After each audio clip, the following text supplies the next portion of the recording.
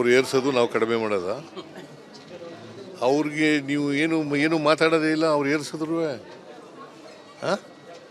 ನಾವು ಕಡಿಮೆ ಮಾಡ್ತೀವಿ ಅಂತ ಪ್ರಶ್ನೆ ಕೇಳ್ತಿರೋ ಹೊರತು ಅವ್ರು ಏರ್ಸಿದ್ರ ಬಗ್ಗೆ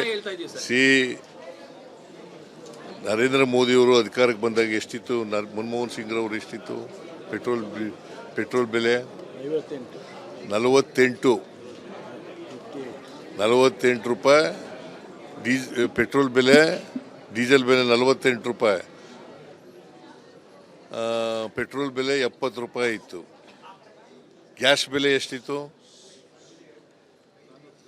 414. ಈಗ ಎಷ್ಟಾಗಿದೆ? ಮತ್ತೆ ಯಾರು ಮಾಡಿದ್ರು ಇದನ್ನ? ನೀವೇನು ರಾಜ್ಯದ ಜನತೆಗೆ ಏನಾದ್ರು ಸ್ವಲ್ಪ ರಿಲ್ಯಾಕ್ಸ್ ಮಾಡ್ತೀರಾ ರಾಜ್ಯ ಸರ್ಕಾರದಿಂದ? ಅಲ್ಲ, ಇನ್ಯಾಕೆ ಪ್ರಶ್ನೆ ಕೇಳ್ತಾ ಇದ್ದೀರಿ? ಅವ್ರು ಹೆಚ್ಚು ಮಾಡಿದ್ರೆ ನೀವು ಕಡಿಮೆ ಮಾಡಿ ಅಂತ ಜನರಿಗೆ ಏನಾದ್ರು ನೀವು ನಿಮ್ಮ ಕಡೆಯಿಂದ ಸಹಕಾರ ಕೊಡ್ತೀರೇನೋ?